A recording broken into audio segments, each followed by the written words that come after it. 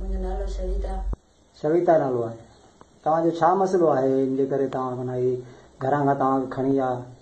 मूंखे हितां घरां सां ज़ोर ज़बरदस्ती खणी विया। असां ॿार मज़ूरी कंदा आहियूं, ग़रीब आहियूं। हा हितां ज़ोर ज़बरदस्ती खणी विया। ज़ोर ज़बरदस्ती सागर ज़िले में मूंसां निकाह कयो आहे। हा हाणे मां मोटी माइटनि में आई आहियां। तो हाणे ज़रबर मुंहिंजी मां कोर्ट ते बि चढ़ी आहियां। उते बि मां चयो आहे, पर कोर्ट सां भरी असांखे कयो आहे, पर ज़रबर माइटनि खे धमकियूं था ॾियनि त मां तुंहिंजे पीउ खे मारींदसि, तुंहिंजी भेण खे मारींदसि, तुंहिंजी माउ खे मारींदसि। छोकिरी असांखे मोटाए ॾियो, छोकिरी खे खणी ईंदसि। पोइ छोकिरी खे बि मूंखे मिली हुई त मां छोकिरी खे बि मारींदसि। ज़रबर असां फोन करे असांखे परेशान था करनि, धमकियूं था ॾियनि।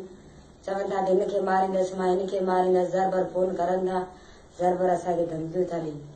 तव्हांखे हितां बि खणी आया, उन खां पोइ तव्हांखे छा छा तव्हां सां निकाह कयो? छा तव्हां सां मज़हब मटायो? तव्हांजो नालो मटायो? छा कयो? ज़ोर ज़बरदस्ती मूंसां निकाह कयो हो सागर ज़िले में। हा किथे कोर्ट में छा निकाह कयो या किथे ॿाहिरि कयो? ना कोर्ट वोट में कोन कयो। मूंखे मस्जिद में खणी वठी वियो, उते मूंसां निकाह कयो। हा कोर्ट वोट में मां कोन चढ़ी आहियां। अच्छा। हा ॿाहिरि वकीलनि में हुन वकीलनि वटि कमु कयो ऐं ॿाहिरि कोर्ट उते मस्जिद में हुन मूंसां निकाह कयो। जिते तव्हां शादी कई उते तव्हांजो नालो वालो बदिली कयो? उते नालो छा रखियो तव्हांजो? आशा नालो मुंहिंजो लिखियो आहे। उते तव्हांजो आशा नालो रखियो?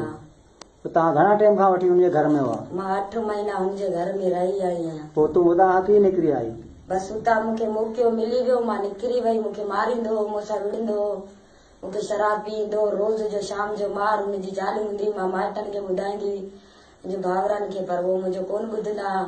मूंखे हिकिड़ो ॾींहुं राति जो मां 8 बजे मूंखे मौक़ो मिलियो, मां राति जो 8 बजे अकेले ॾींहुं मां निकिरी वई हुतां। तव्हांखे मुसलमान बि ज़ोरी कयो हुन? हा मुसलमान ज़ोर ज़बरदस्ती मुसलमान कयो मूंखे। अच्छा, पर तव्हां ग़रीब आहियो हुनजे करे तव्हांखे मुसलमान कयो? ऐं हा असीं ग़रीब आहियूं।